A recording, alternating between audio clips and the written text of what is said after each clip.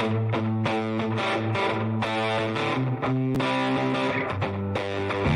listening to the Cantina Cast, your home for thought-provoking Star Wars talk. Join Adler and Jonesy in breaking down the latest news, trailers, movies, and of course, your favorite characters from a galaxy far, far away.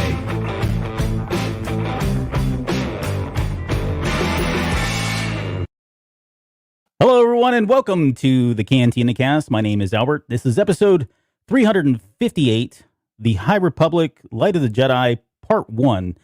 So I've been sitting on this book for the better part of about 2 months now, and I'm excited to finally speak about it, talk about it in great detail, because I just really like where they've started with all of this. And to help me do all of that is someone who's been waiting to talk about this as well. Jonesy is with us. Jonesy, welcome to the show, sir. How are you doing tonight? Appreciate it. Feels like it's been forever. I'm doing great. How about you? We're doing good. Yeah, we took a little bit longer coming off the last show, but it was kind of needed, actually. So thank you for that. The extra 2 days actually helps. So we're recording this on a Tuesday when normally we would do this like on a Sunday night. But yeah, doing really good. There's been a lot of talk here, a lot of chatter about the High Republic. We had some pretty good response and feedback from the show that we did last week on that. So hopefully people found that helpful. And yeah, there's just a lot going on with Star Wars, which I didn't think we would be here, just 2 years ago. I thought this was the end.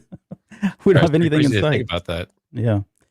But yeah, so the way let me kind of preface the show also, we're doing something just a little bit different. So normally, and Jonesy and he talked about this about, coming into this book, whether or not we want to change the format. And I think we're going to change it just a little bit. And if you've been with us the last probably year, it's probably not too different than some of the other shows that we've done. So it's not completely different, but normally we would go in and just talk about some of the big high points, focus on some of the characters, that kind of thing. And while we're still going to do all of that, we thought it would make sense to kind of go through this in sections at a time, chapters at a time. So the way we're approaching this, and we're open to feedback too. If you guys like this, please let us know. If you'd like us to go back to the old format, we can certainly do that as well. But I thought we would just try to go through this. And so we're chunking up the first 8 chapters together.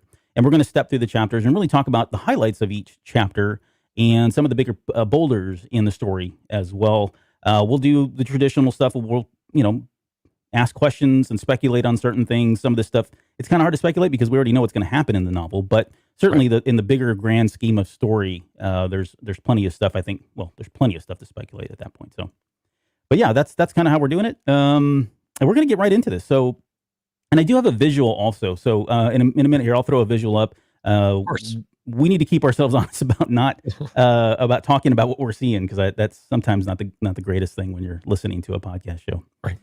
But yeah, let's talk about the High Republic. I want to talk just about how the Light of Jedi. I keep interchanging those because it was the only book I had for a while, and I just kept calling it the High Republic, and it's really the Light of Jedi. But I want to talk about the Light of Jedi, and specifically how it was doing. In terms of just reception and sales. And there's some really promising things here. Now, overall, and I'm going to give you my opinion of just how I'm seeing things through my lens and that sort of thing. And Jonesy, I want you to chime in because I know we don't always follow the same circles, and we certainly have our own different individual group of friends and people that we associate with. But overall, it's been I can't remember a novel that has received this much praise from so many different people, and not just Star Wars people, right? Like, it's being covered by lots and lots of media outlets that have really nothing to do with Star Wars. I mean, you think about like Forbes magazine; they'll dip their toe in it. But when's the last time Forbes, covered a novel, right? And that's my point.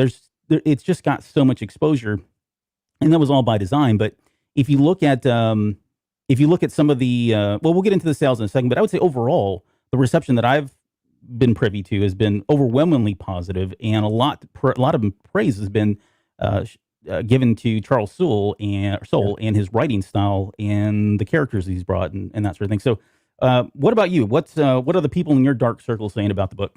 I think it's something similar. It's very much and we talked a little bit about last week, that Charles Soule's writing style has translated from comics over into the novel world really, really well. And it's not as a presumptuous of style as we've seen in some other spaces where the authors, jump to another medium where they have a very high profile project and they want to prove how smart they are and prove how much they know. Right. And Charles Soule, man, it's just very natural. I think it's been great. And so a lot of the reviews I've heard, you're kind of in this, if you were to do it out of 5 stars, kind of this between 4 and 4.5 stars. And that's a really good place for a novel to be, especially one to get you jump started into really kind of a new galaxy for us that we don't have a lot of knowledge. We know things about it, but it's at such a different stage that you have such a blank slate to go from. And I think that's really helping it. And I think people are, from the conversation I'm having, people are really going into it with a lot more open-mindedness than they typically have. And I think that's by design. I've said this a number of times, that we're not handcuffed by some of the things that we've been used to. And just the model of what Star Wars really is. And now we're saying, okay, Star Wars is something else entirely beyond Anakin, Luke, Rey, Kylo, Darth Vader, so on and so forth. Yeah. And it's really exciting to see people actually jump on that train, and we'll have to see if this continues to grow at this kind of rate. Yeah, and to channel Reading Rainbow, but you don't have to take our words for it. There are a number of reviews, and just the sales figures alone have been pretty positive. It topped the New York Times bestseller list, debuted there number 1. It debuted at number 2 on Amazon, and then jumped up to number 1 right after that. So it didn't get there first, but it got some legs and got up there as well. And then there was and I forget the gentleman's name. There was somebody that did some research on just the sales numbers, just to kind of give you some context about how Star Wars novels have done in the past.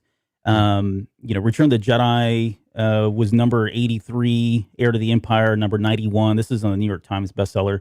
Phantom Menace came in at 99. No, I'm sorry, these are the years. What an idiot I'm in.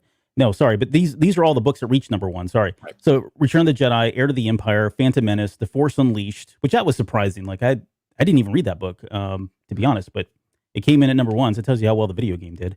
The Force Awakens, and then Thrawn Alliances. And that's it. Those are the only books that ever reached number 1 on the New York Times bestseller list. And Heir to the Empire is probably the one that I remember the most, although The Phantom Menace was probably up there as well, just given everything that was selling and doing so well, and the mass marketing that they were doing with The Phantom Menace when it came out.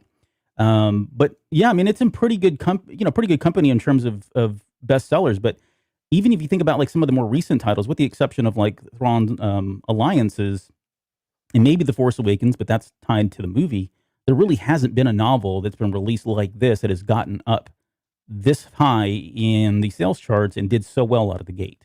Right. And we're still early in this book's release. We're about 20, 21 days in. Mm-hmm. But if you go look at Amazon right now in its category, so this is more the sci-fi type of category, it's still in 5th. But number 1 is the audiobook of the audiobook version of this. So it just tells you how popular it is across different types of multimedia as well. And we're hearing there's a lot of great reviews about Mark Thompson's performance of this. Is actually the first one I've read in a while and didn't listen to first and then went back and read, like we did with Last Jedi and Rise of Skywalker and some of that. So this was really interesting not to have a voice telling me the story and all of the visuals with it. I think Mike had some constructive. Does Mike ever give some constructive criticism though? But anyway, with Mark Thompson's performance on some of it, but Mark he's a god. Yeah. Put it out there. But yeah, it has a little bit of staying power. New York bestsellers, they always drop off the charts pretty quickly unless they're really, really big titles.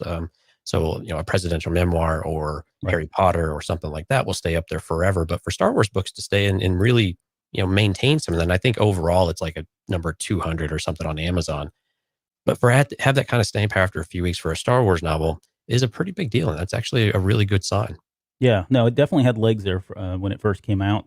Mm-hmm. And to be fair, I think it was up against like Obama's book is what I think it debuted at number 1, and then it finally overtook that book on Amazon anyways. And then so for what it's worth, if you follow Goodreads, right, that's kind of like I'm going to call it the Rotten Tomatoes of book reviews. Right. But it's currently sitting at a 4.21 on Goodreads after 2,300 ratings. And that puts it, if you look at all the books for Star Wars books, and there are a lot of them out there, and there are many Star Wars books that have thousands upon thousands of ratings. It is up there in the very top in terms of Goodreads book reviews. It's right up there with like Lost Stars.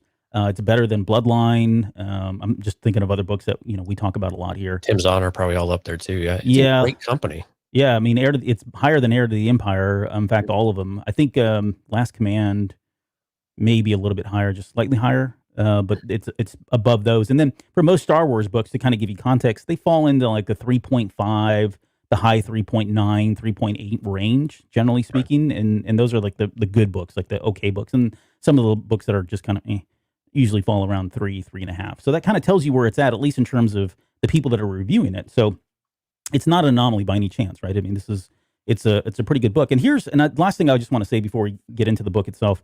The last thing I want to say about the reception for this book and why so many people have had an interest in this book and why so many people are writing great praise about the book. Because I've heard feedback of, well, we've got all these great books and legends. And that's very true. There are a lot of great books and legends. There are a lot of books that I would rather not have read and spent my time reading in legends, but I did anyways. There's a lot of fluff. Yeah. There was a lot of fluff. But the thing is, you got to remember, like, this is very smart of what Disney's doing. There's so many years that have passed for a lot of us that were hardcore Star Wars fans and we grew up with legends and stuff. We keep saying this, and I don't understand why it's not sticking with people. There's a whole group of people, a whole new group of people that are being brought into Star Wars. They've seen these movies, they've seen the sequel trilogies, they've loved the sequel trilogies beginning to end and find nothing wrong with them, right? That's not us, and that's not me, but there are people out there. There's a lot of people, like there's more of them than us. Right. And what they're finding is, man, I love Star Wars. I want to know more about Star Wars. Well, if you go to the traditional, cut from the old cloth Star Wars folks, and they're going to say, well, what books can I read? It's our natural instinct to start throwing out Legends books. But I'll tell you right now, you start throwing out Legends books, and it is so overwhelming for people because there's so many of them. And then you got to get into, okay, well, who's who, where's what happened to this? Their context is based in Disney Star Wars, right? So they've got to adjust for all of that. And it's a deterrent. Like, I'm not saying they're not good books, and I'm not saying there aren't people that go out and want to read these books, but you throw something like this out there, and it's an opportunity for them to jump into more Star Wars and do something that they love to do, which is read without all the other, I'm going to call it baggage, but it's not really, there's a negative connotation there, but it really is. They don't have any of that baggage that they have to come in with. They have a clean slate to jump into something and really get their feet wet in Star Wars lore and, in reading and getting more out of Star Wars than they did just from the sequel trilogy and just from The Mandalorian and just from, the Clone Wars that they saw the last, season, that sort of thing. So we got to keep that in perspective. There are a lot of people that are looking for something like this, and this is an excellent, excellent start to that. You can compare it to the Legend stuff, and you can say which is better all day long, but at the end of the day, this is a great start for somebody that's looking to get into Star Wars, and it has a lot of potential here. And it's got 3 years of storytelling, so it's not going away, right? I mean, we've got plenty of story here to keep them entertained.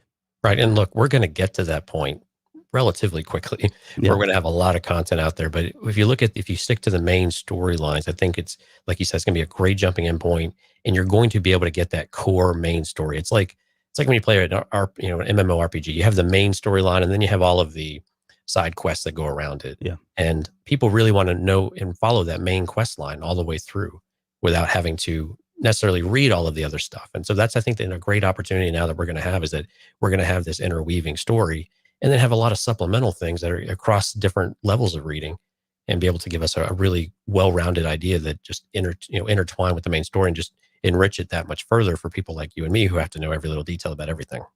Right. Yep. You got room in the encyclopedia brain, right? Oh, yeah, just barely. I'm having to filter stuff out, like tear out old pages that just no longer want those around. There's all right, so let's talk about the novel itself. I know we kind of talked a little bit already, so I don't want to belabor this too much, but in terms of our overall impressions of the novel, I think you and I both agree the writing style was great. Right. It was an easy translation. It was an easy lift right off the comic books. I would say even better than the comic books, because you got more than just the lines and the dialogue, which was, we tend to find pretty heavy in comics. But yeah, I think the writing style was great. I think all of the characters that they introduced, while I will agree that some of the characters really didn't have a lot to them yet, and I'll make the point that I made last week, is this is the long game, right? They're playing, this is a long run. This is a marathon. It's not a sprint. So, and we got to change our mentality. We got to change our mindset around how we're coming into some of these books. It's not a one and done, bang, hopefully there's a sequel. There is a longer arching story that's been put together for all of these characters and all the story threads that you're going to see them go through, that, we are only going to get bits and pieces of it. We're not going to see all the layers exposed. We're not going to see all the character depth out of the gate. I think if you objectively look at it, all of the characters have plenty of potential to get there. Now, whether they execute on that and whether they execute on, these books continue to be really good is a whole nother discussion, and history will tell here very shortly. But it's a great starting point. And do you feel like they name dropped a little too many or too often though? So names of Jedi and things like that, that at least those that survive, do you think they still drop too many in for us to start with, or it's okay, this is where you just sprinkle these things in from here and there, they don't really weigh on the story a whole lot, and we'll come back to them and we'll touch on them in some other ways? Or is it just too much for you? No, okay, so that was, and that's what thank you for bringing that up, because I did have that problem with the book.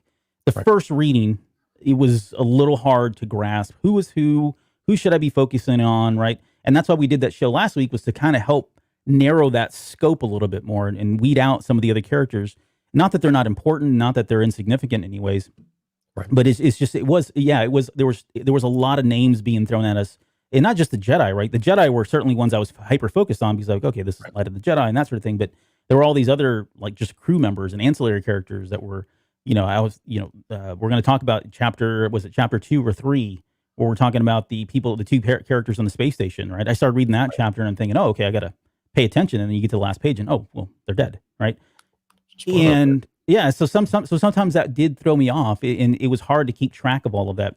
I think about halfway through the book, though, once the Great Disaster is over, things get very a little bit more focused, a little bit more fine-tuned. And it was a chance. We talked about this too. It was Charles Soule has said, I keep calling that Soule, has said that they want to do something a little different, and this is different than what we normally get with character development and exposition leading up to the big parts of the book. But yeah, I mean, I think it's fair to say that there was a lot of names thrown at us, too much, maybe too much, too fast. But I think after the second time you've read it, if you go back and read it again, it becomes very easy. And I think the other thing that helps is reading all the other related material, right? Reading the comic book, or reading the children's book, which I'm going to show you pictures of tonight, because it's kind of retelling of the first half of the book. That all kind of helps to keep all the characters in line and keep the faces and names in your head. So there is some help there. Yeah, let's get to it, man. Let's start this. Okay. Get this thing on the road. Let me share my screen here. And that's Charles Soule, right there on the right-hand side. And just think, if he had a beard, he would be amazing looking. He pretty much look like you, actually. Oh, is that why you're saying? Yeah, okay. Get it. I didn't say it. You did. Okay, we're going to talk about the prologue. And so now I don't want, a quick mention about the slides and the pictures that I'm showing here. It's not meant to be, everything we talk about is going to have slides, just to have something up. There's some things in here I thought, well, it'd be good to show a picture of it, so that way you can get a visual of some of these people and the ships and things that are happening as well. Let me give you Reese's comment real quick. He says beard power. So yeah, another beard bro right there. Okay, so let's get into the prologue. It opens up with a very interesting prologue. It's not very long. It's just a couple passages. It says the Force is with the galaxy, and I hyper focused on that because I thought, okay, so what are they saying here out of the gate? Are they saying that, are we in a period now where the Force is with the galaxy? Literally, did it go away? Or was there a period of time just prior to the High Republic? What did that look like? Was it the Sith? Was it someone else? Was it, do you think there's anything there? Do you think there's a prelude here? And you got to remember, we've got 100 years, right, prior to where this novel starts, that still is in the High Republic era, that are maybe yet to be told. Maybe they're alluding to that. I don't know. What do you think?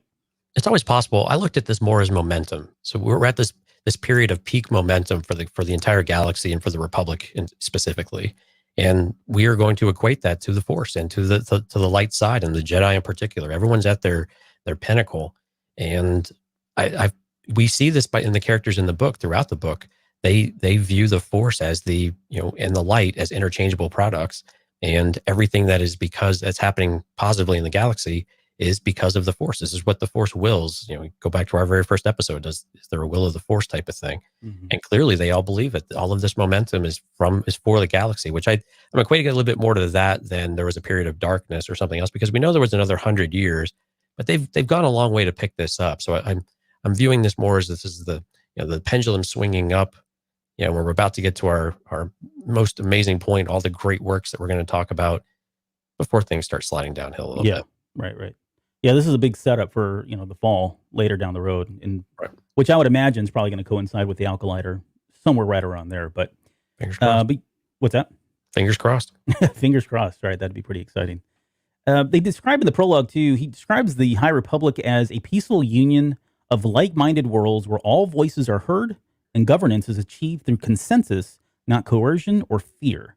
And that, again, we talked about this last show, but it's worth mentioning here. It's so different. I mean, a stark difference than where we were with the Galactic Empire and even just the events leading up into that, and having somebody in the role of like Chancellor who's so selfless and really wanting to do big things for people and trying to be inclusive with everybody, and give everybody a seat at the table and a voice, and it's just so different. And the Jedi are kind of in their role that they need to be. They truly are just guardians. They're not fighting wars, and it's a very interesting take, and I really am excited. Probably more than anything, this is the one part that I'm really focused on the most right now because, like you said, I'm looking forward to the fall. We know it's not going to last. The honeymoon is going to end here at some point with them, but I'd like to see this a little bit longer. I don't want them to immediately start the downhill path, right?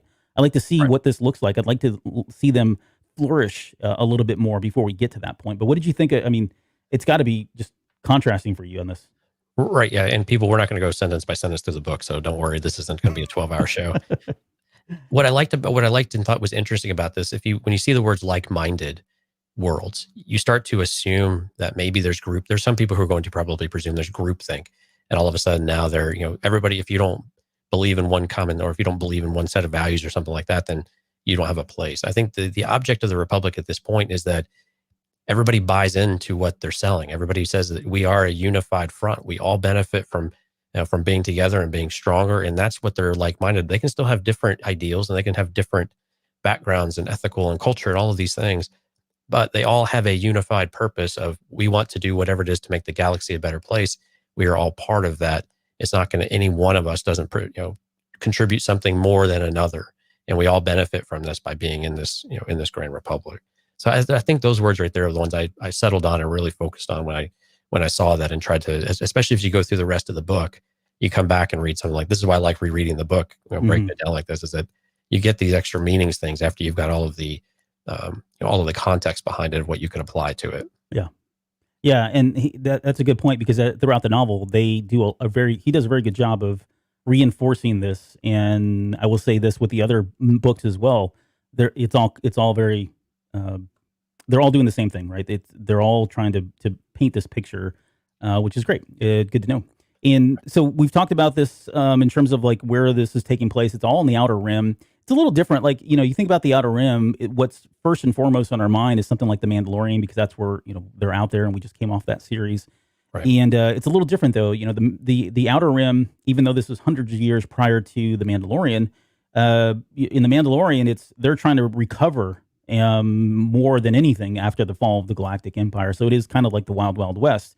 There may have been law and order at some point, and that was probably because of the Empire. But here, back in High Republic, it truly is the final frontier, right? It is the great frontier out there. No one's been out here before.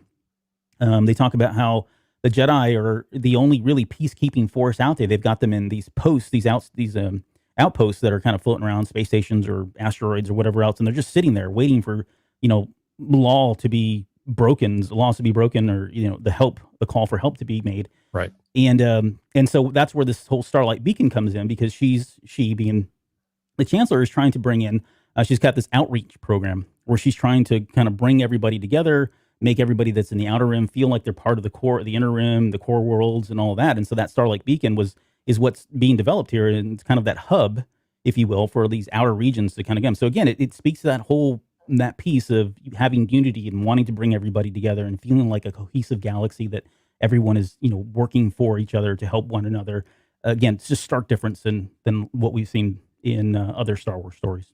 Although there was a little bit of irony though, because they did go in there and talk about how it's a haven for anybody looking to escape the laws of the Republic. Yeah. Which when I read that, I'm like, well, not a whole lot has changed in 250 years or whatever it is. And sure. So what's old is new again. And that, I started to wonder actually if the Outer Rim ever really got settled in a very, I don't even know what the right word is, cultured way or Republic type of way. And I guess we'll see that over the next 130 years here. But I'm starting to think that it may not have actually ever happened. Yeah, and I agree 100%. I don't think it did. Like, there was good intentions here. They may have had pieces in place. There was probably a plan, and I think wrenches just started getting thrown in this thing, and so it was kind of like half there, half not. Eventually, people start pulling back, regressing to the core worlds, and just forget those guys, leave them out there, and Right. And that's kind of puts us in the state of where the Empire comes in, and they're able to capitalize on all of that. This is such a great map. Yeah, no, I mean it is, and it's an eyesore. You can't see it. But hey, you know what? It's a visual. But yeah, there's Camino on there. I'm so upset about this. Camino. If it's not on the map, If it's Jonesy, not in the Jedi archives, it does not exist. Does not exist. Yeah, and it's a very like 2-dimensional map, right? The outer regions are kind of literally on the outer part of it. The outer rim is literally on the far out part of it. Right. This doesn't have wild space, which is just beyond that. And unknown regions on there. What's interesting about it, for the folks that can't see it, is that some of the places like Naboo and these other planets and systems are not all that far away from something like the Outer Rim when you look at the galaxy. And again, this is a bit of a compressed look at it as well. So clearly there's a lot more space. Geonosis and Tatooine are not on top of each other, right? But they're close enough in proximity, and this is very, they've condensed the galaxy, a spiral galaxy, into a very smaller space. But it's a good representation of just where everything is. I've always liked the maps, and I think it was a good thing to bring it in here. And I don't know if you can share this when we're done or not, but maybe we'll post. Maybe I'll post some of these live stream and replay. I might post some of these on social media for people that are interested. Exactly. This was the Starlight Beacon that we had talked about. I was supposed to be cycling through these as we talked, but I didn't do it. So, and the top of the spear, it does look like the Jedi temple. It does. We know that. So the thing about Starlight Beacon, we know that there is a temple on the Starlight Beacon, which is really cool. Right. It truly is a beacon of hope. Right. Okay, so let's get into chapter 1. And the title listens is Hyperspace, a Legacy Run, 3 hours to Impact. And so we're introduced to this lady that you see here. This is Captain Heda Cassett. She's ex-military. They talked about Z-24s, which was like, again, I like when they start bringing in all the old stuff. That was kind of cool to see that. And, she seems like a very caring person. She's ex-military, like I said. She seems to kind of be the character that she makes the rounds in this chapter. She decides to leave the bridge and just kind of go do her normal walks, right? Or what do they call those? I wouldn't say routine, but she goes around, checks the ship, makes sure everything's going all right. She's kind of making sure it's all very casual. Like she's not expecting anything. Life is kind of good. You kind of get this picture here, which was kind of cool. And you also get the picture, they start describing the Legacy Run, which I'll show you guys here in a second. If you've not had a chance to look at it, it's a very unique design, for the ship as well. But, yeah. And well, here, let me just kind of fast forward here. So on the up here in the far left-hand corner, that is the Legacy Run. So it looks like a pyramid or a prism kind of ship, right? Right. Everything docks on the inside. And if you can see in this picture here, all those little boxes that you see on top, that's all the cargo. And so in this first chapter, they're describing that there's all kinds of stuff in there. There's Tiberian gas. There's people that are sitting in some of these things. I think there was an aquarium or something. They were transporting fish. And that's really what this is. It's a large cargo transport ship that is on a very frequently traveled hyperspace lane, with really they have no fear of anything happening, which we'll get to in just a second when we see about space. But I want to talk about the design, though, because it's a very unique, like I can't remember ever seeing anything even close to this in Star Wars. And I want to say they lifted this from some, again, designs from, I don't even know what it was concept designs for something, right? They pulled it in here to be used for this book. Yeah, and it's reminiscent of any really kind of sci-fi, drawings you might find, and it actually even conjures up a little bit of an image of like the Borg ship in the Star Trek, the big box, but of course very triangular. But yeah, it's very interesting because it's a freight ship, right? And they can carry thousands of people on these things. They're very versatile. This ship is older, but we learn that the captain has kept this thing in very great shape. It runs really well. The staff on it are all tip top, and she's a very personable captain, which I think is fantastic. And when the cool thing about this design, though, is it's still very Star Wars. When you look at the inside of this triangle in the very front, it does feel like you're coming into one of these docking bays in any of the other ships that we've seen, whether it's the Republic cruisers or anything else. So it retains that design while it's like looking at like when you pass a train yard and you just have all the freight containers and they're all stacked up and that kind of stuff, as I knock through everything on my desk here. it's very reminiscent of that. And I didn't get that image reading the book, so I'm glad we've got some illustration here to help us visualize some of this. Yeah. Yeah, it's a cool design. Yeah, I think 9,000 people is what they quoted on here, and that's significant because, well, things happen a little bit later. Let's talk about hyperspace, because this is an aspect of this is an aspect that I don't have all the answers to, and that's okay. I'm hoping they explain a little bit more, but I'm not gonna say it turns what we know about hyperspace on its head, but it does give us a different angle on it, right? There's a little bit of a twist here than I think what we're traditionally used to, which is fine. I'm okay with it. But she makes mention that she's making the rounds in hyperspace, and it's pretty, again, normal. There's not a big deal, but he says, the book says that hyperspace can't be trusted, and people didn't really understand it. Which where that, I'm not gonna say rubs me, but where I question that is, when you go back to the old Republic, this is like hyperspace had already, we're all past hyperspace and how it works and everything thousands of years before this moment. And although this is kind of talking about it as though it is kind of like unexplored and they don't really understand how it works, or it can't be trusted. And maybe in something that kind of reinforces that is we don't get any mention of astromech droids, right? So for anybody that doesn't know, that astromech droids are literally like the RT units had all of the hyperspace lanes and charts and star maps all programmed into them, and that's why they had to plug these guys into the fighter ships, because for whatever reason they had to hold those, and the ship couldn't. So that was how they got around. You think of like L337, that sort of thing. All these droids had it. And here, they don't have those astromech droids. What they have are something called navidroids, and they seem like a lesser version, or I guess a lower tier droid. And I may be reading too much into this, but they were known to miscalculate routes. So you had a droid that was supposed to calculate your hyperspace route, but they weren't always, reliable. And sometimes you would get a miscalculation, which, you could end up flying into an asteroid and, whatever. I was going to quote Han Solo, but I'm not going to do that. But yeah, was this, am I picking up on something here that this is a little bit different take on hyperspace, and that maybe it isn't, what we would expect? And do you think they were doing this because they had to set up what we find out later on with the Nihil and, and what they're doing there? And again, I don't want to spoil too much just because we're just getting started, but yeah, what's your thought on that? No, I agree. It was very peculiar the way they described it. It was, you notice it right away that you can't trust it. And again, does this start to legendize officially the old Republic type of stuff? We already knew it wasn't quite canon, but it seems like we're even further away from canon with it now. But yeah, it was very unique. In that you can't trust it and no one understands it. You knew we were setting up for something. We actually got a lot more delivered in this book than I thought we would have, actually.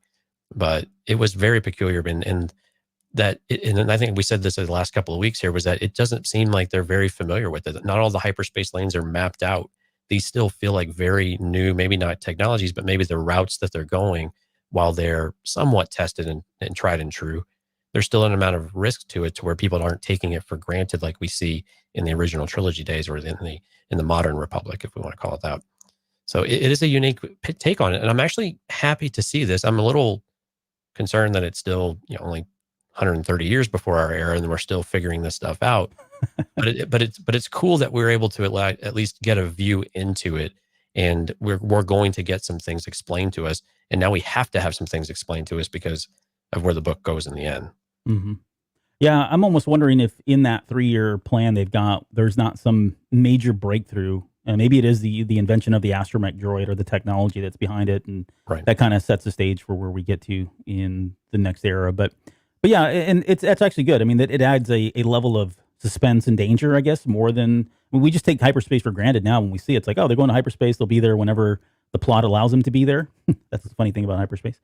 But yeah, this kind of does add a level of danger with it now. So there's some people that are a little upset about that, though, because they view this as, Han Solo in his, if we might go through a star if we get the coordinates wrong and things like that. And as we go through the novel, we start to question how true some of that stuff is. And I don't think it's untrue, but we'll decipher some of that as we get to it. Yeah, that's a good point. Subsequent episodes here. And so they're, she's out there, she's talking to a bunch of kids, and there's a great moment there where she runs into a little boy named Surge, who becomes more important later on. And I honestly, I'll tell you right now, I did not pick up on that the first time I read it. Again, because there were so many names. When I got to Surge later on in the book, I was like, okay, this is a Surge character. It didn't even dawn on me that it was the same Surge character from chapter 1. So if you were there with me, please say so because I feel like an idiot for that. But yeah, this kid he stands out. And again, it's just all, it seems like fluff. She's talking to the kids and trying to be a good captain, and suddenly there's an alarm. She heads out back to the command deck, and realizes that there's something in the hyperspace lane. Now, this picture is from the kids book, the 6 to 8 year old kids book. But it was interesting because they did paint this, and it's hard to see here, but it looks like a ship. And in the book, it doesn't really give you a lot of details in terms of what they're about to run into. It just says there's something in the lane. And of course, she's like, that's impossible, right? It's mathematically impossible for something to be in the lanes. And they really have no time to divert or anything else. I mean, they can't slow down. And so she grabs manual control, and tries to pull the ship out of ramming into whatever this thing is. But I will say again, like if what we're seeing here on this screen and what was in this little kid's book is true, this is the first time I think we've seen whatever was in the lane. There's probably more description here if this is, again, was indeed what Soule wanted it to be. But it looks to me like some kind of a ship of some sort. Yeah, it does. And what's confusing about it, though, is it just sitting there, or is it going at a speed in hyperspace just slower than what this ship is encountering? Right. Because otherwise, how would she? I mean, I know dramatic effect. I'm not dumb, but being able to steer around it still have to have something resembling the same rate of speed in order to have the time to do it. Otherwise, you would have just gone right. You would holdo maneuvered it or something like that. Right. No, I think that makes sense. I like that theory more, that it actually is moving maybe at a much slower speed. I don't know. There's probably some minimum speed or something that you've got to get to in order to stay in hyperspace, but that would make more sense where they had 10 seconds, because 10 seconds feels like a long time when you're traveling theoretically faster than light, or whatever it is. I don't, you'd have to have seen that thing thousands of miles ahead or something, but yeah, I'm with you there. But nonetheless, this is what it runs into. And so she grabs the controls. You can kind of see her in the bottom right-hand corner, and she tries to manually steer around it, which she does successfully. I think she just barely braces or nicks it as they're going past, and saves a collision from happening. But the ship, because it's so old and it's had so many runs, the hull integrity is not what it used to be, and it just breaks in half. There's a good visual here of it kind of snapping in half from that book as well. And that is not how I visioned it. I mean, for those listening, literally, it is broken in half like a Kit Kat bar. And I envisioned actually like ripping apart at the seams, like more horizontally along, the prism, rather than just breaking in half. Visually, that just seems to make more sense to me. Yeah. But anyway, it's an interesting visual. Looks more like an explosion. Yeah, and they may have simplified it just because, again, it is a kid's book, right? Oh, they broke in half. It literally looks like it just snapped in half. Right. And so it sends all these pieces flying, and you can see there the compartments. Some of these have people on them. Some of them have supplies. These become the objects that start entering into, the system, the solar system for them, and or the Hetzar system, and become all these death objects, right? If it impacts a moon or a planet or anything else, it's going at such great velocities that it's just going to destroy, obliterate whatever it hits. Exactly. So this becomes a real threat, right? This is the Great Disaster, or the Storm of Death, as it was called in the novel as well. Okay, let's get to chapter 2. And these are not pictures of them, but just so that we can have a visual. So chapter 2 starts off the Outer Rim, the Hetzal system, 2.5 hours to impact. And we're introduced to two characters, Mervyn and Velk Karen. And again, these were the characters that I thought were just going to, I didn't realize that they were going to die as fast as they did, which is okay. But they're basically scan techs, both of them. One's a third class, one's a second class. Mervyn is a Maryland, so it's kind of like Luminara as well, right? It's the same race. That's actually a picture from the Old Republic SWTOR, so had to get that one in there. Is that your character? No, I don't actually have. I've never even created this race in SWTOR, but it is available if you want to. And you get the sense he's like dreaming about this girl and a waitress at a bar, and there's just some little great exposition in there about what he's looking to do and getting off work here soon. And all they do really, their whole job, their whole lot in life is just to kind of watch that star system and check for things coming in and see what's coming in, what's going out. And this happens. The Great Disaster happens to catch their eye. It comes into the radar. They see suddenly all these objects that are flying in at great velocities, and they're debating about what they should do. Like, do we need to, is it an attack? Are they ships? There's no thrusters, so maybe they're not ships. They're not sure what's going on here. And by the end of the chapter, they decide, okay, we need to evacuate this space station. But before we go, they're going to send an alarm, and we'll just send out one alarm, literally like an alarm saying, hey, hyperspace or the galaxy's in trouble. And then once we get on a ship and we're out of here, we'll provide more detail there in terms of what we saw and what we expect. Well, they never get around to that, right? The ship blows up, or the space station blows up. And so all they have now is just this very general, broad, hey, something's wrong, everybody's in danger kind of alarm with not a lot of specific detail. It's a very small chapter, and I know I kind of breezed through all of that, but it was significant in just kind of, again, setting up the stage for what was going on. And this is where I feel like there's some weight here with their death, even though they were characters that we were introduced shortly. The fact that they are able to just kind of kill people off like this, I think, is a good thing, because they don't have to worry about it, right? This is one of the big benefits of telling the story in the High Republic era and not being tied to the Skywalker saga or any of the other books that came before. But I don't know, your thoughts are on this one. Yeah, briefly, I think it's important that we're able to kill characters off early, even though they were inconsequential. Like you said, they were built up like they're going to be important, and we got a little bit of backstory. But I think it set the stage, that we have some amount of mortality in these books, and who we see, we may not want to get too attached to them in some ways, which of course is going to be impossible. But it also highlighted how quickly these things can come out of nowhere and how quickly you have to make decisions and how destructive they can be. Now, we don't know quite how destructive they are because it's just a space station. It doesn't take a whole lot to disrupt a space station or take one out, presumably. But it does start to give us a bit of a feel for what can happen and the destructive nature of what is happening. And it was a little difficult to understand in the book what exactly was happening and what was going on.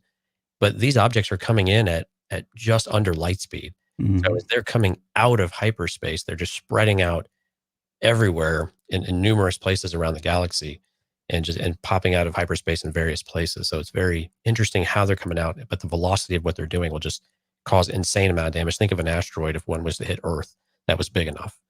And those are the types of things you have to start thinking through. Yeah. And this is one of the visuals from the book as well. You can kind of, and these objects are coming into Hetzel Prime there. Right. And I don't know. I couldn't find a space station that I liked, but that was the closest one I could find that was blowing up. So let's pretend that's what we saw. All right, let's get to chapter 3. And it says, I called it Aguirre. I don't know if that was the right way. That's how it's normally pronounced. But Aguirre City, Hetzel Prime, 2 hours to impact. And we're introduced to this character who becomes kind of like a primary character, I would say, right. At least early on in the book. And this is, and that's him on the left-hand side, believe it or not. Again, cartoonish looking, but that's how he was drawn. So this is Minister Zephan Eka, who's been trying to understand why the alarm was sounded. And, and the picture on the right-hand side is actually from Rogue One, but that's kind of the visual I was getting, right? This whole Hetzel Prime system is like a big agricultural area, right? All of the primary planet, Hetzel Prime, tons and tons of stuff that they grow are agriculture crops. They talked about Bacta was being grown there as well. Yeah. Which I got questions about that. We have to talk about Bacta at some point. Right? We will. We'll get to it. I don't think we're going to get to it tonight, but I got a lot of questions around Bacta now, especially with Dooku, Jedi Lost. But yeah, so this is kind of him, and he's got this old school mentality. Like, he is kind of like a farmer at heart. He grew up there. He's been there his whole life. He understands the whole agricultural society and what's important. And it feels like a lot of his decisions are based on that. I mean, he literally says things like, when the farm's, I forget, I'm paraphrasing, but when the farm's burning, you got to stick around. And sometimes we have, storms, and you just got to weather the storms out. But that kind of thing. And this can be a lot of the fate. Unfortunately, this is the fate of a lot of people that don't heed the word, and a lot of people die because they don't prepare. They don't get off the planet in time. A little bit later in the novel as well. But so and let me see if I don't think I have anything for Kevin Tarr. I don't. But let me talk about this here. This is the actual system. This is again another picture. This came from the Star Wars YouTube snippet from Avar Chris just recently that was released. They actually show the system, and I had a picture in here of a 3 stars that was made up or whatever, but this is actually it. So you can see Hetzel Prime, which is the main planet there in the middle.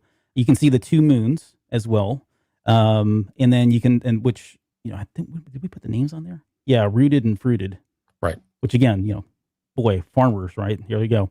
And then you can see it's got 3 stars. You can see one kind of over the horizon there on Hetzel Prime, and then you can see those are 2 stars as well.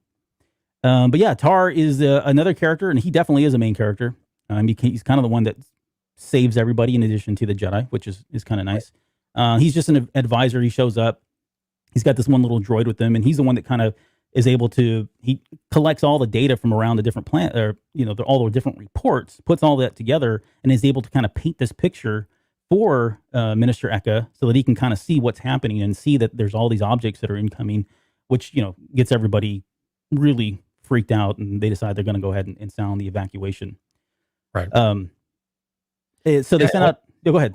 Yeah. And just to touch back on Eka. So Eka is going through this, and he's, like you were saying, he wants to stay there. He doesn't have enough information. He's hesitant to make a decision about what they should do because the galaxy is at peace. And in chapter 2, we get a sense of the galactic defense systems are much lower. They've cut defense spending and things like that. And because the galaxy's at peace, why do you need these things? So the galaxy's not prepared for any kind of major assault, right? And that's where they're thinking things are right now. They don't realize that it's, what has actually happened, but they view this as an assault, and they don't have the mechanisms in order to handle it. They just rely on, local defense systems. They do have a bit of a core security type of thing. And then you have the Jedi in particular to come out and handle what can't be handled by those groups. So Eka has to get off his butt, and he's got to make a decision, but he's really hesitant to, because like you said, he's just, we've weathered all kind of storm. We'll weather this one too, until Tar starts helping him understand the gravity of what's happening, and that, no, this is a cataclysm just waiting to happen. And we've got to do something. We've got to get everybody out of here immediately. Yeah. No, that's a great point that I skipped over. So thank you for reeling me in there on that one. I was just reading Jeff's comment there. Kevin Tar is my dude. Yeah, he actually turns out to be I'm kind of excited to see where he goes, like how he shows up, and if he's part of the space station and all that too, as Starlight Beacon.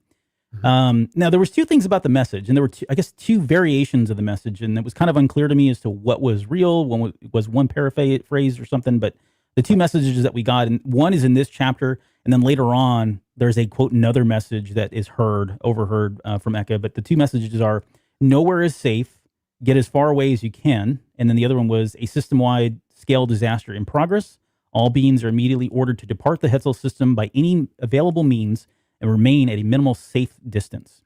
And so when this happens, right, everybody goes into kind of this freak out mode. And there's a really cool little story that's a sad story about this farmer that goes in, like, he's got a ship, and he's going around just picking up anybody and everybody he can.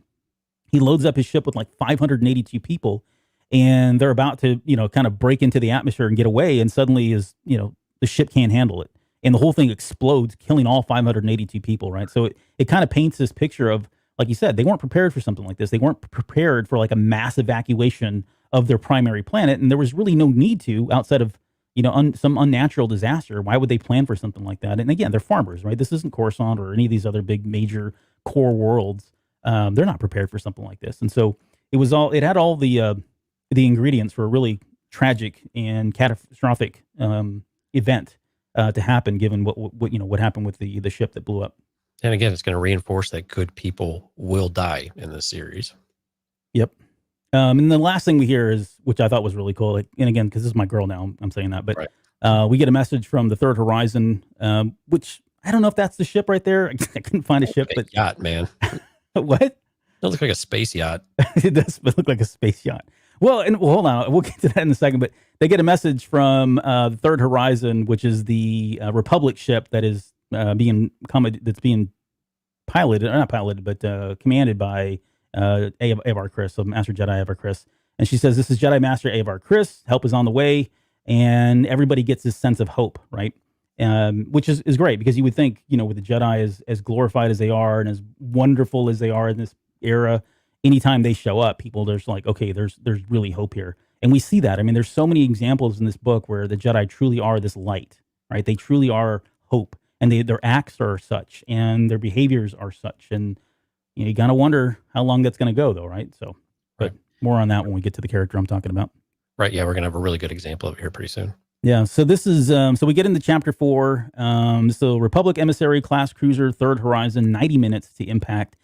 This ship comes flying out of hyperspace, and as soon as it does, it starts deploying smaller ships, and we'll have a visual for that too. But we get the vectors and the long beams that start dispatching out of this thing, and they describe this ship as a work of art And it spoke of like ambition, optimism, right? Wherever this thing went, this was like again another beacon of light, beacon of hope. The ship itself, it was really glorified. So I really kind of want to know. I hope someday we get a visual of what this looks like. Right. But yeah, I had to go with the Starship Yacht for right now. Looks fancy. It does look fancy. Interesting enough, so normally Admiral Kronara is the one that is running the ship, right? This is his ship. However, again, speaking to everybody working well together, he's able to, acknowledge, okay, this is bigger than me, right? I'm not probably the best person prepared to, tackle this situation or put a plan together at this level, because there's things here that are well beyond what I can even control. And so he actually takes a step down. I mean, it's still his ship, but he turns over control of the ship and control over to Avar Kriss, to strategize and come up with a plan of attack or a plan of action, which I thought was really great, because it speaks to that level of, hey, you know what, we're all in this together. So let's, you go, you're better positioned to do this than I am. I don't have an ego here. We're all one republic. Sorry, not to coin a phrase or be cheesy, but that's kind of what was happening here. Yeah, this very symbiotic relationship, I think, also between the Jedi and the Republic in general. And we see how integrated they are, and really just how much they represent the Republic as much as the Republic itself. And like you said, there's no ego, there's no competition between forces to where there's something getting in the way of actually accomplishing what needs to be done. They all have one common goal. We are all the Republic, and we were force fed this phrase over and over and over, of course, throughout the book. But it's very true in every sense of the way, in every sense of the word. Yep. So these are the ships that are launched. I think we showed these last week. Yep.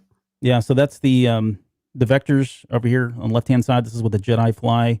They're almost kind of like little bees, and I envision them flying around, like not at a normal, kind of similar to what we saw in Revenge of the Sith. Mm-hmm. Well, prior to that too, right? Attack of the Clones as well. Like, Vector reminds me of a mosquito. It does look like a mosquito. Yeah, you're right. I was going to say firefly, because that's probably a little bit nicer term. We think of mosquitoes of wanting to swat and kill. But the way these things fly, though, and we'll talk more about this a little bit later, it just feels like they are kind of like flying in no one direction. It's not, I think it's the Force guiding them and the Jedi piloting them and all that plays into that. But right. They seem way more agile than other ships. Again, very similar to the Jedi ships that we saw in the prequel trilogy. Right. So just quickly, the vectors and the long beams. The vectors they were 2-seaters. So, you can have a master and apprentice flying, or 2 masters, whatever, 2 people in those. And then the long beams could hold a total of 24 people in those ships as well. So those ships deploy, and this is where we get our first real mention, I guess, first description of Avar Kriss. Right. And so about her, she's about 30 years old. Again, she's in command of the ship right now. She's very well respected by everybody, Jedi and Republic alike. She's kind of standing there on the bridge. She takes off her cloak, kind of falls down to the ground. She sits down, goes into a cross-legged position, and then starts to levitate and float and meditate above the ground as the chapter ends. And she's starting to listen to the Force. And this is really where she's starting to reach out and try to get guidance from the Force and try to understand what's going on, assess the situation. She's setting up for her Force ability, which I don't know if we'll talk about it in this chapter or this show or not. It may be the next one that we do. I don't remember if I put that in there or not. But this whole battle meditation or Force meld is right. Kind of what she's doing here, and at least the beginnings of it. But I mean, this is that was a really powerful image that he portrays here at the very end, to see a Jedi like this, because it's something that we would expect somebody like Luke Skywalker to do, or somebody like Rey to do, or name any of the other really powerful Jedi, or Qui-Gon Jinn, right? In this moment of chaos, she goes down to meditate, and levitating off the ground with ease is just kind of a cool visual. And I'm glad you brought Qui-Gon up, because it was very reminiscent of Phantom Menace, where he's fighting Maul. He takes the moment to sit and meditate. And that was the mental image I had. I mean, different pose, obviously. But I agree, though, that calm, and you see the awe and inspiration around her, too. People still don't see a Jedi every day, although there are hundreds of them or thousands of them. We're getting a little conflicting evidence here, but people don't always see them every day, and they have this revere about them. So seeing one in action and seeing what they're able to do, even just sitting there floating, you just have this awe and this aura of power, and something special is about to happen. Yep. Okay, and we'll come back to her in a second, because we do get a little bit more from her. Let's talk about Chapter 5. And this is Hetzel Prime in orbit, 80 minutes to impact. And this is where we're first introduced officially now to probably my two favorite characters of the book. There are a lot of good ones in this one, but they were definitely standouts. And I think I said that last week as well. But this is Bel Zettifar, who's the character on the right. He's the Padawan of Loden Greatstorm, who's a Twi'lek there on the left-hand side. So Bel is 18 years old. He's constantly being pushed by Loden, and I mean that almost physically and literally. There's some foreshadowing in there that he says he's being pushed by his master, and well, we get that joke a little bit later. And Loden is interesting because he lets him do whatever. Like, it's a great. I mean, this is a good character, a good leadership skill, right? If you have somebody that you're training, there's no sense in you doing the stuff if that person can do them, and that's very much the relationship that they have. So he's constantly putting Bel in positions of making decisions and really crucial decisions. These aren't really, lighthearted. Oh, what do you want to go this way or that way? It's like, okay, I need you to go figure this out. You're capable of doing it. So, I mean, it's an excellent trait of a good leader. And that's kind of what we got from, going into the High Republic era. When they were describing the characters, they described Loden Greatstorm as being a true leader and a great leader. And we're kind of seeing bits and pieces of that in this relationship, right, in the dynamic that they have. And then he also went so far as to give him what he called impossible tasks. And we kind of get one of those a little bit later in the book that are just, and it's funny because Bel, he seems like he's able to do all this stuff, but he's not like, he doesn't see himself as like a Loden Greatstorm. He sees himself as just this normal, holy cow, sometimes I feel like I'm over my head in what I'm expected to do as a Jedi, and yet he comes through, at the very end. So every time. So there's certainly a lot of development there that I think we're going to get. And it's going to be great to see him mature from the, second guessing myself Padawan to the Jedi Knight that we'll, eventually see her a little bit later. And I'm pretty excited about that. So, but what are your thoughts on the two characters before we get into more on Chapter 5? Yeah, it's great to see someone in a teaching form, in a teaching position, that's able to just, they know what their Padawan is capable of, and they're not going to hold them back. There's no ego again. It's all about their progression, about their path forward. And he's just ultra supportive. I mean, he works them to death. We start to get some of these ideas of how hard the regiment is. They're continuous improvement, and there's always something. He works start to finish. Very, very rarely is there a day off type of thing. But it just speaks to what Loden's work ethic is. But I think also what to your point, what he expects Bel can do, and to be able to push Bel. And the path of a Jedi is to continuously learn in the Force and continue to build your abilities in order to do good in the galaxy. And it's evident when he, tells Bel to go find someone to save, and makes Bel use his ability to go out there and figure out what they're going to do. Because there's just so much going on. You got to pick something. There's only so much you can do. Go find us someone. Go, where's the greatest need? Right. Yeah. And it was so ambiguous, right? In terms of what they were supposed to do, is like, just pick anything really. And, listen to the Force, but that'll tell you kind of where to go, right, which is what he ends up doing. And there was a great scene when they dispatched from the long beam, and they're heading down, or the third horizon. Sorry, long beam blew up. Third horizon, and they're heading in, and they're in the ship, and they talked. Again, this is where they talked about how agile the ship were, the vectors were. But it was interesting that we touched on this again, but they take their lightsabers and they plug them in almost as a key to start the ship, and that's kind of one. It's more than anything, it sounds like it's a deterrent from people jumping into the ship and taking, commandeering it, unless they have a lightsaber in some way. But we also get the sense that these ships are, they're not the fastest ships. They don't really have shields. They can be very deadly. They even called them unsurvivable at times, depending on where you're flying, that sort of thing. But it was because the Jedi was really the X factor, right? The Jedi is what took this very simple looking mosquito ship and made it a force to be reckoned with in the space battle, right, because of the Jedi, which is all great. Like, I mean, that's what I would expect. They don't really need all the fastest stuff. They supplement what they lack in terms of a ship with their raw force abilities. So I'm looking forward to seeing more of that too, and seeing more dogfights and understanding how these things work and what they can do. Like, it'd be, they did talk about this, force power, like being able to harness the lightsaber. And I'm jumping ahead. I said we wouldn't do this, but being able to use the lightsaber to power a weapon that fires, that was like, whoa, that's, I was going to say Legends expanded universe stuff, but it really is. So anyways, there's more that's coming with all of these ships, hopefully, as well. But Loden puts this thing into basically a free fall. I mean, it's literally just gravity taking over. And it's just so much fun because as he gets closer to the ground, I mean, we're probably jumping ahead a little bit here. Is chapter 5 where they actually identify a target and they start moving towards it? Yeah, they do. In this chapter, they do. He focuses in on the fear. All he senses is fear right now everywhere.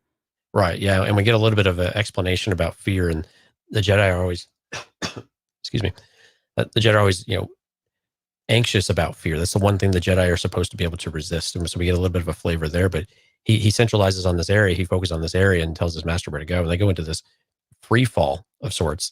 And the ship is just kind of going the way it wants to. And Bell's giving Loden a lot of credit for all of this. And we find out later Loden's like, no, it's just gravity was doing its thing.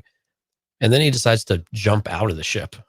And we get the first experience of what Bell, what his experience is with this master of, okay, now you've got to control this thing. Good luck. You wanted to do it. Have fun. Yeah. And I had a visual. And I forgot to include it in here, but it is, they do focus on a yacht, I guess, a spaceship that's like a yacht. It's kind of like in a shipyard, and there's guards that are guarding it. People compound or something, right? Yeah, something like that. And there's all these citizens that are trying to get off world because the alarm's been sounded, but they don't have a way to get off world. So they're literally at the front gate, almost with pitchforks and torches, trying to storm and get into that ship to get off world. And that's what he focuses on. He feels that fear and what's going on there. So it ends with them kind of hovering over that area and them jumping out, and then it picks up in the couple chapters in just a little bit, but it'll be next show before we get into what happens. So that's this was again from the book. You can see the long beam there, and then the 3 ships deploying as well. Okay, in chapter 6, Hetzel system, Republic long beam Aurora 9, 75 minutes to impact. And again, another new character. Somebody said this was one of their favorite characters. I can't remember who it was. It might have been JW or someone else. But this was this is Captain Bright, who's a Nola Tolan. So same thing as Kit Fisto and some of the other characters. Well, I think I got this one again from the SWOTOR. So shameless plug again. Nautilin. Yeah, Nautilin. What did I call him? Nolatin? Same race as what was his name? The Jedi. Kit Fisto. Yeah, Kit Fisto. There we go. Yeah. Yeah. And then we're also introduced to Petty Officer Inamin, I guess, and Ensign Peoples, who are also aboard this long beam. And they are trying to target one of these anomalies that's kind of heading for the solar array. I don't think I got. Yeah, I don't know. I couldn't find a picture of it. Maybe it's not at all anything like the description, but there's a solar array that looks like a spindle, and it's got all these arms that are kind of protruding off of it, and then those have individual arms as well. And so you think of like this really long spindle, spiky thing, and all it does is capture solar power, and then it distributes that solar power out to the different planets and moons and everything in the solar system, because again, it is an agricultural system, and it's just a way to kind of provide constant, perpetual light to crops that need it in order to grow, right? So that's kind of the gist here. But they find this anomaly that's kind of heading towards it. They load up a ton, like 6 missiles in total, and they're just going to go to try to fire these missiles at the object to kind of blow it up before it hits the space station. They fire all 6 of these missiles. None of them hit, and they miss on all of them. And it was kind of a shot in the dark to begin with, and they kind of acknowledged that, this is really the only thing they could even come up with in such short amount of time. And so these missiles end up hitting the space station. Now they hit the arms, but the base seems to still be intact, and it's kind of in flames at that point. And so they assess the situation and realize, okay, there's probably people on board, although everything's really scary right now. Captain Bright's like, we need to go take a look at the space station, look for survivors. We're all the Republic kind of thing. Again, I think that gets echoed here a little bit later by Ensign Peoples. He kind of says that at the very end, that we're all the Republic, and so they feel like they have this civil duty to go out and try to save these people, even though again this is a doomsday scenario, and very likely people probably didn't survive because of the impact of the anomaly hitting that spaceship. And I think that was the only one I had on there. Yeah. Yeah. But that's a suicide mission for them too. Exactly.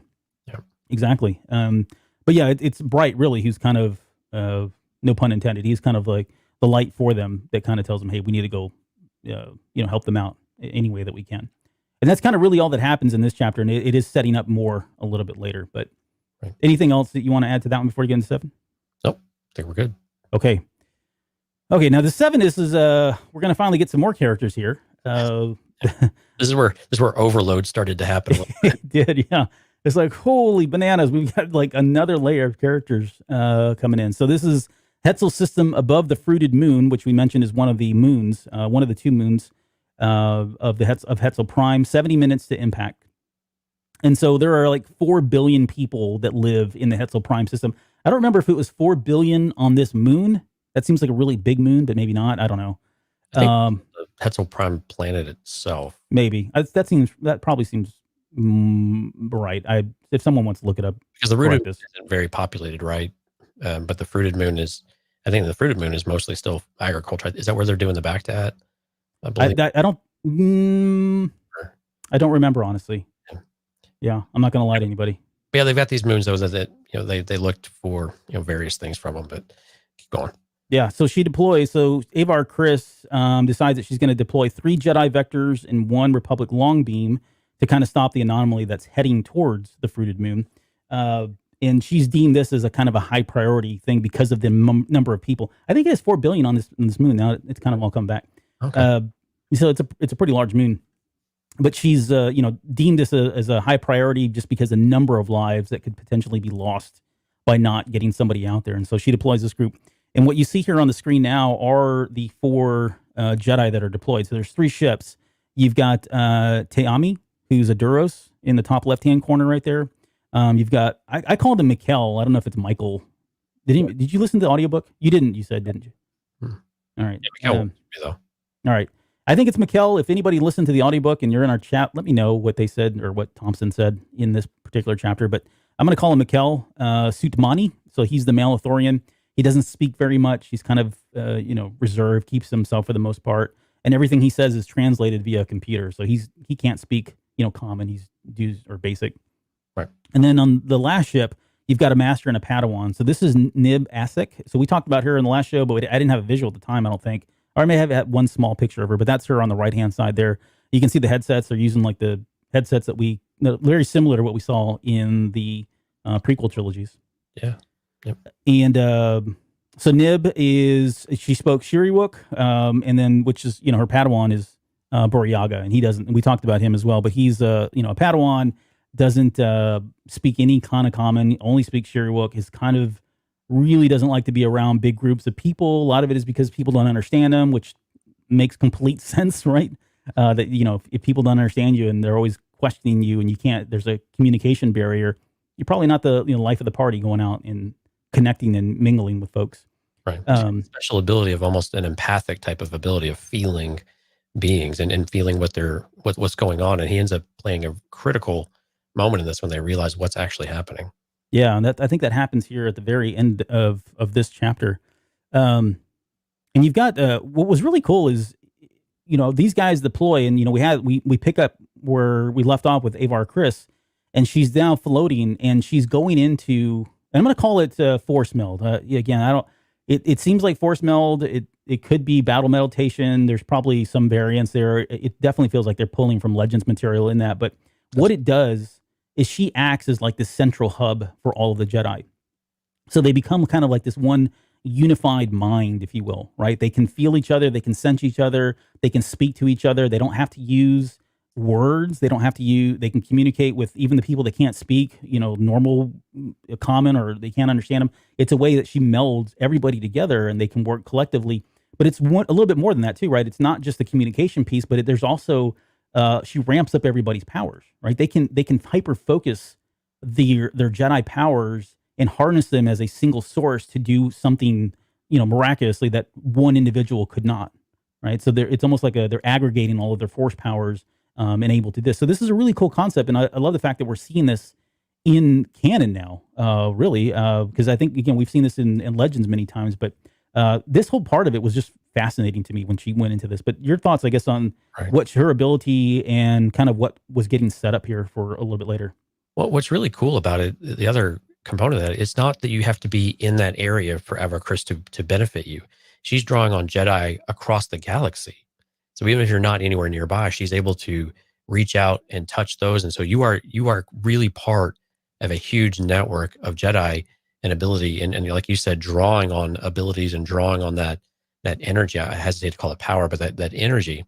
in order for them to do this. And the communication aspect is actually very critical, because those are the moments that you would lose if you have to give instructions, process instructions, and go do instructions. As soon as you have them, the Jedi are able to, of course, reflex everything, go ahead and start and not lose any time. And it's that critical moment. And when things like this, where those are really important edges to have whenever you don't have the time to really communicate and lose any bit of a second. And so I thought those were really neat. And I agree with you. I'm glad that we have force meld, battle meld, whatever you want to call it, back into canon here. And it feels good. I think it's really a neat thing to have, because there's a lot of different things you can go with that, a lot of different directions you can go with it, especially with what happens at the end of the book. There's another component to all of this with, Avar Kriss in particular. So I think it's a really cool thing to have back in there. I like how they did it too. And they really described it very, very well, and how the Jedi benefit from it. And it was very, very well written. Yeah. Well, before we get into that, so again, they all kind of synchronize their powers here. And, so Taiyami tries to take control of we skipped over the characters. Was it Josh and Pika Adrin? All right. So these are your everyday run of the mill contractors.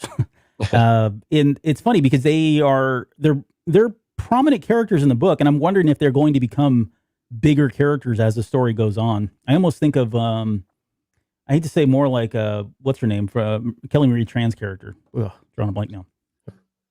From the sequel trilogy, right? She was supposed to be this kind of maintenance worker, and really kind of a nobody, if you will, that turns into somebody. And well, of course, we didn't see that happen. But this is the same kind of thing. They're just contractors. They were there to work on the Starlight Beacon. They were about to head home. They were going to have this really nice trip, and the major alarm went off. And so they thought, okay, well, we can pilot ships. We probably should help out. We are all one republic kind of thing.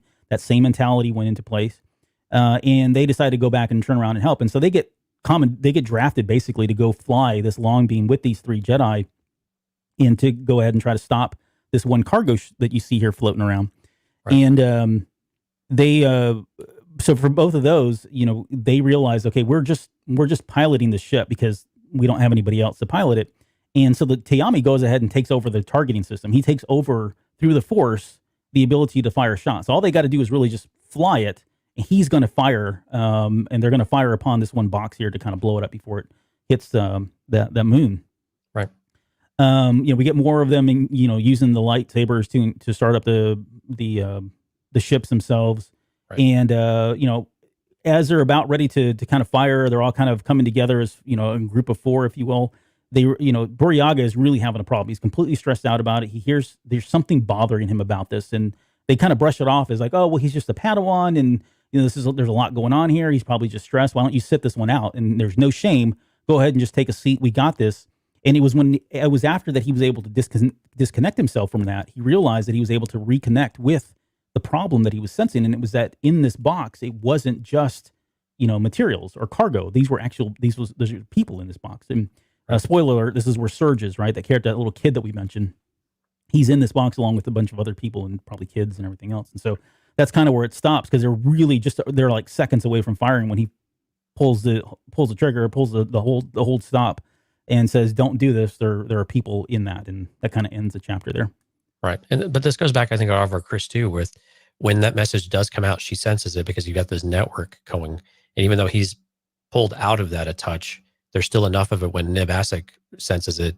She's able to start communicating immediately to get people, and people start to feel that something is wrong, and they can visualize what Buryaga is feeling. And I think those are the things that are important to gather from that.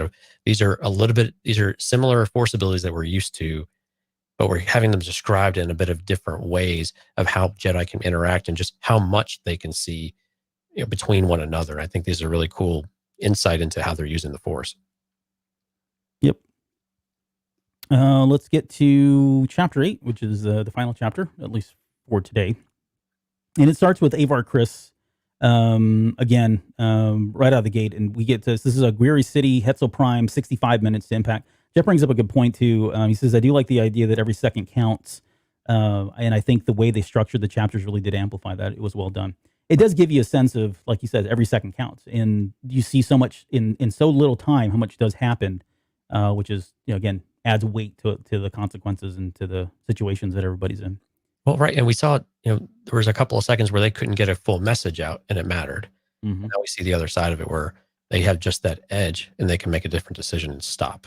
Yep. So, yeah, it just shows you that fulcrum point, that just tipping that of any moment that the Jedi bring to the table. Right.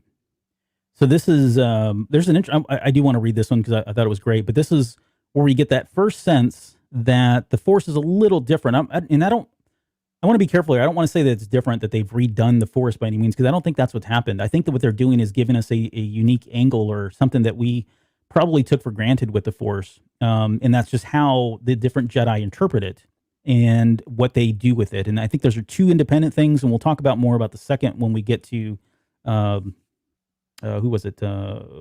Man, Elzar Man. Right. When we get to him, we'll get a different take on what they're able to do with the Force, but how they see the Force, I think, was unique, and I'm more interested in seeing this from other characters as well. But it says the Force saying to Jedi Master Avar Kriss, a choir that was the entirety of the Hetzel system, life and death in constant contrapuntal motion. It was a song she knew well. She heard it all the time, everywhere she went. And so she literally interprets the Force as song. And I've seen some people that have kind of like poked holes in this and said this is, it's silly, whatever. But if you think about it, you think about great mathematicians, right? You think about great composers. You think about great scientists or people that just have these phenomenal abilities. They see things differently than we do. And it's hard for us to wrap our heads around because we're not those people, right? These are the gifted, the very unique individuals. So really, this is nothing. I mean, they're just taking what already exists in our real world and giving a different angle and applying it to Star Wars. And so for me, it made sense. It's like, oh yeah, maybe she sees it as song. Others maybe see it as color, right? Maybe others see it as math, literally numbers. And this is where I want to see. I want to see other Jedi. I want to see how they see it explained in other chapters. And it doesn't have to be like, oh, let's do this character every, in this book. And now we're going to talk about this character. But if they can just do it organically, right, without really sticking in our face, I think it would be kind of cool to kind of see. But what did you think about the whole song piece of it? Because it does get used a lot, and there's a lot of analogies and terminology that's used in the way Soule's writing. And just for clear transparency, Soule's a musician, right? When he's not writing books, he's out writing music and playing music, and so this was his way to kind of bring what he loved into Star Wars. And I don't know, I like it. I like it a lot. Well, I think at some point what we might see with Kriss is how loud or quiet the song gets with abilities when there's something happening. So foreshadowing of maybe that, how loudly she can get it. I love this though, because you and I have talked about this all the way back to the beginning. We've been doing the show. I view the Force, and I've always kind of visualized the Force as a river, which is very similar to a song, is this flow that goes through it. And when something happens, you get a ripple. Mm-hmm. When you throw a stone into it, depending on how you can see it, how much you can slow it down, how in tune you are with it. When something disrupts the flow, you sense it, and you can do that. And so I loved the song analogy or simile to that, because I think it's just really, it really resonated with me, so to speak, to where it fits the visual I had. And I'm a musician as well. And so it makes a lot of sense to me that people see it this way. And I agree with you. They see people who are artistic or people who have kind of a special insight into things, see it completely different than the rest of us do. It's such a unique perspective. And I wish I had this. I don't, but it's a great, unique perspective that you can't describe it. And so, and the fact that they were able to come through and actually describe it a bit and give us a little bit of a descriptor and just to broaden that a bit is really, really interesting. And like you said, now we want to see it for the other characters. We learn a little bit about Elzar Man and some of the abilities that he has and how he approaches the Force. We start to get these little flavors of these guys. And I would love to see each one of them, what makes them so unique, and actually have that. Not all Jedi are kind of the same with just some weird little, change to them, but there are some who actually excel in some very unique and very different ways. And I think this is our first jump into that first foray. And I really think it's something of what we're going to see to come, especially from what we'll probably end up classifying as our kind of elite Jedi. Yeah. I'm with you 100%. Like, excuse me, there's a lot of possibilities where this can go. And I felt like during the writing, when he was writing about this and trying to describe it in music and all, because I think it's something, because music is so close to his heart, it felt like that was some of the better writing that he had. I mean, it was all good, but you could tell it was a little bit different. It was very personal for him in those pieces. There's a mention of that Avar Chris, Elzar Mann, and Stellan Gios were all very close, and Stellan comes a little bit later. We don't really get much of him in this book, honestly. But we do get quite a bit of Elzar Mann, more probably in the second half of the book than the first part. Right. But we get the sense that he's a tinkerer of the Force. He likes to experiment. I wouldn't go so far as to say he's unorthodox in terms of how he's able to manipulate the Force or use the Force, depending on how sensitive you are to that word, manipulate. Right. But he's got good instincts. His heart's he's in a good place. But because he is a tinkerer and because he has done some experiments, people see him on the council as being, a little unpredictable. And that has held him back. Like we learned that he's actually, Stellan Gios and Avar Chris have the title of master. He's been with them ever since they started. They all grew up as Padawans, went to the academy, and that sort of thing. They're all close, thick as thieves. But he's still a Jedi Knight. He has not been given the rank of master, and there's a reason why, right? Because he's just, unpredictable, and he finds this frustrating. Right. And the reason I'm bringing this up because I wonder. It even says he feels like it's unfair, right? That he's not been made a master, and he's painted as a really good character. But if there's one character that I would say right now is in jeopardy of kind of falling, and I don't want to go too far because again I'm pure speculation on my part from one novel, but it feels like he's probably the loose, chain, the loose link in the chain, right? Like I can see where this would start to really irritate him and eat at him, and the fact that he's experimenting, that makes me think, holy crap, this guy's at flight risk of going to the dark side or maybe tapping in, going just a little too far, and you couple that. Right, going down the dark side path with feeling like he's not being treated fairly and he's being overlooked. Right, we get shades of Anakin Skywalker here. I just wonder if he is going to be one of the characters that either breaks away from the High Republic or the High Republic, the Jedi Order at this time, or worse, goes down a horrible path or becomes the prototype for somebody like a Count Dooku or one of the other characters that we know broke away from the Jedi Order, right? One of the Lost 20. Maybe he is one of the Lost 20 that we don't, that's never mentioned, right? So I don't know. Your thoughts on that? Am I reading too much in that, or did you get that sense at all? No, because I think there was a bit of a clarification, if I could. He is speculating that is what is holding him back from being on the council or being a Jedi Master and still being a Knight.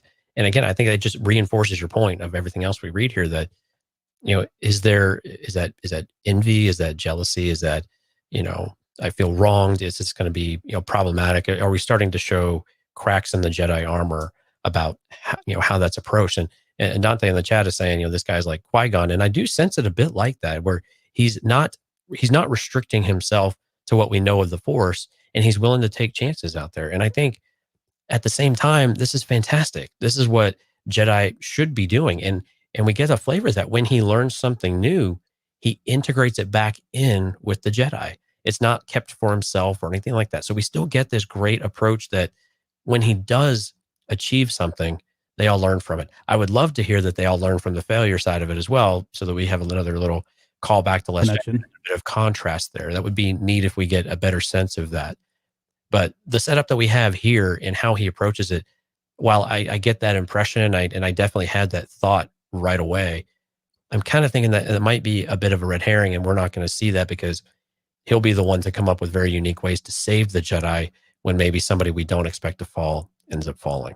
Yeah, and I'm 100% with you. Like, trust me, I actually really like Elzar Mann. I don't have a problem with him at all. I think more, and I don't think it's a either or statement, right? I think he can still be all of that. I think he's going to be all of that.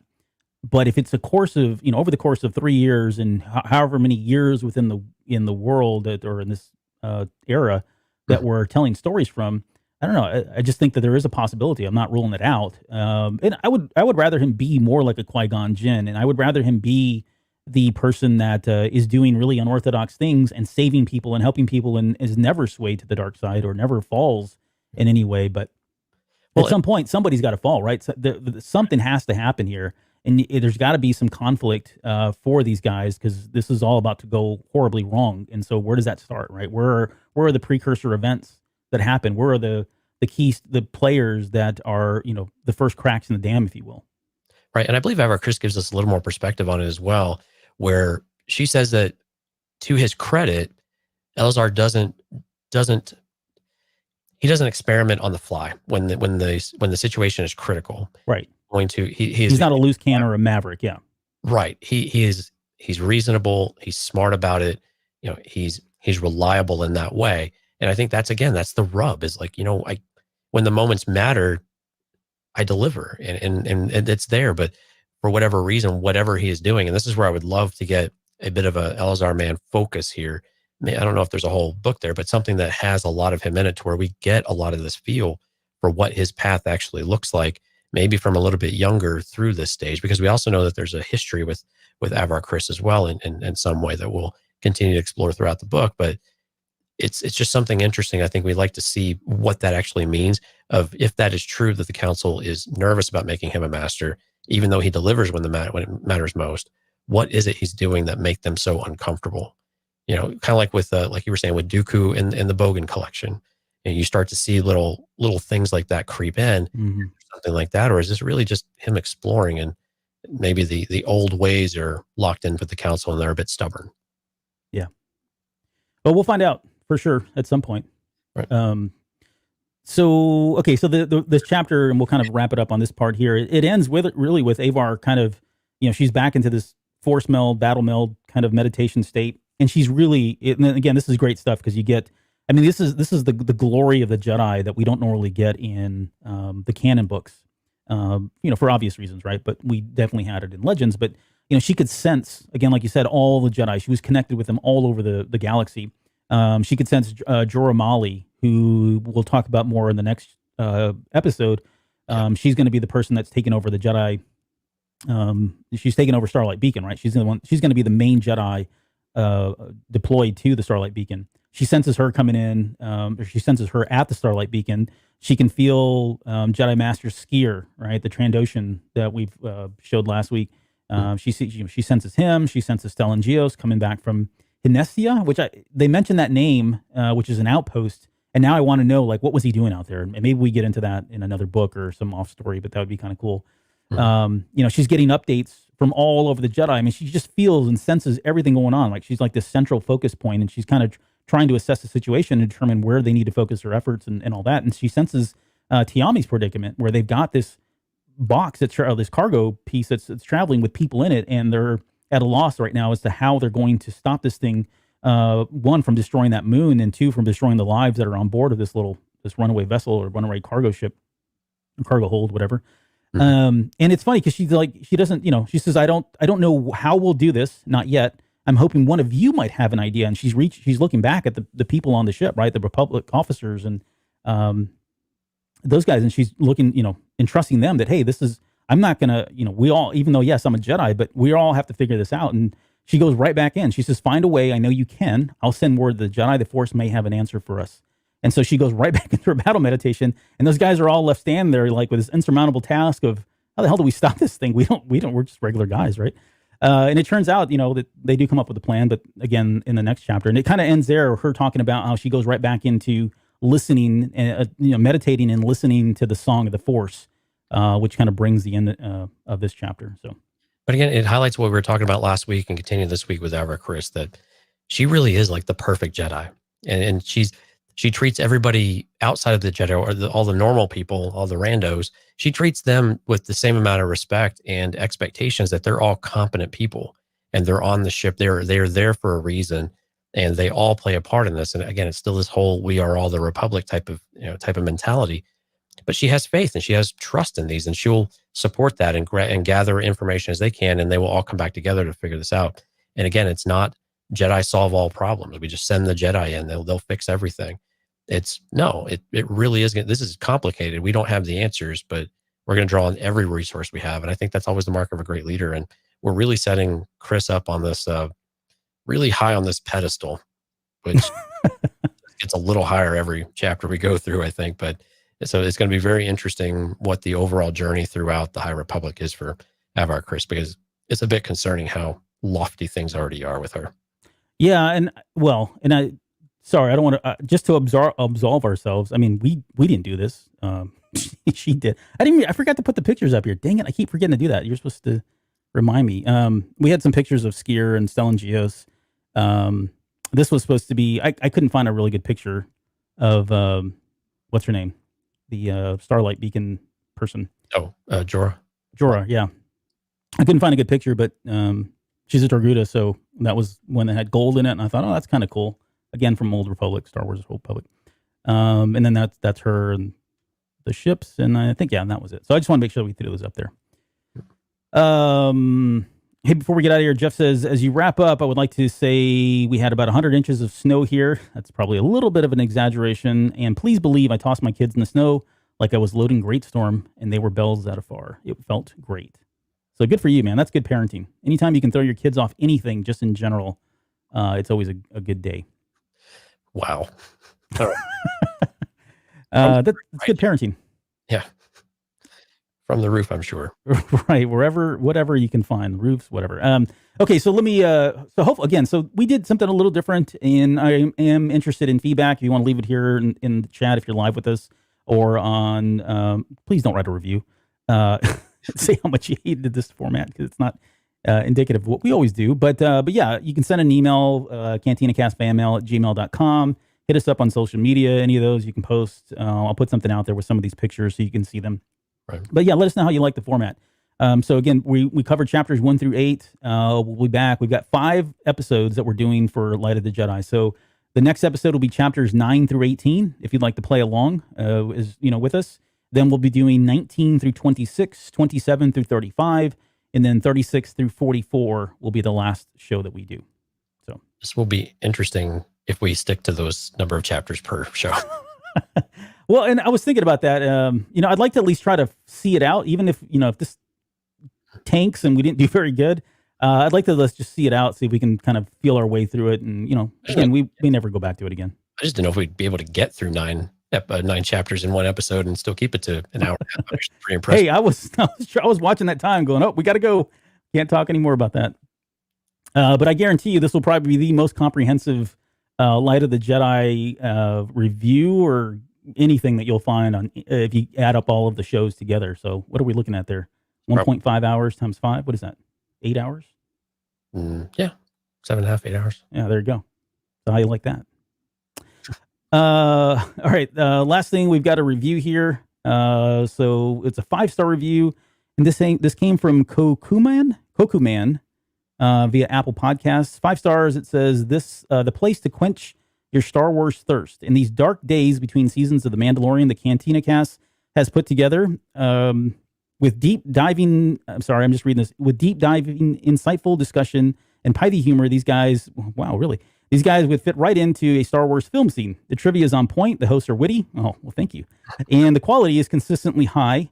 My only request, this may be an Apple Podcast issue, but the intro is much quieter than the main audio. If I turn up the volume to hear the intro, Andrew's voice, that's me, I'm Andrew. I think he meant Albert, but Andrew's voice hits my ears harder than a seismic charge, which... Love it. I know. I mean, that's worth a review right there. Other than that, keep up the wonderful work. Hit that button, Mike. So, Mike, this is feedback for you. Fix my audio, man. I'm coming in too loud, I think, for people. So Coming in hot. I apologize if that's true. I did tweak my settings tonight, so I don't know if that made a difference. But no, thank you, Cuckoo Man, for the 5-star review on Apple iTunes. Very nice of you. Everyone for showing up in the live stream tonight. Jeff, Dante, God, there's a whole slew of people. Dale was in there. Sorry, we're not going to catch everybody, but great conversation once again. We've got Discord. We were going through all the ways to contact us, but earlymedia.com/Discord. You can come and talk with us, share your thoughts in there. We've got a couple of different channels for Cantina Cast stuff, and as well as all the other great shows on the network. And would love to see you guys interact with us a little bit more. Yeah. Sorry, I just want to call out Restout RLM4, and because RLM4 I think is new. I don't remember seeing that person in, and then John MacArthur as well. So, and then Connor's always, he's been following us forever. But yeah. So like Jonesy said, thank you for everybody joining us here. Again, we'll be back for chapters 9 through 18 next week. So if you want to read up on those, brush up on those, feel free to do so, and call us out when we get something wrong, because it's going to happen. All right. Any final words before we get out of here? Well, maybe just be nice when you call us out. Yeah, that's all we ask. Just be nice. Right. Don't be a you know what. Okay. We'll see you guys next week.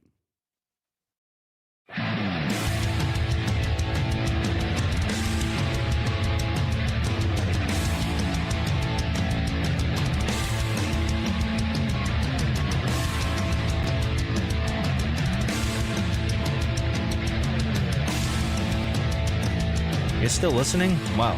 That's amazing. Well, I'm here to give you the disclaimer.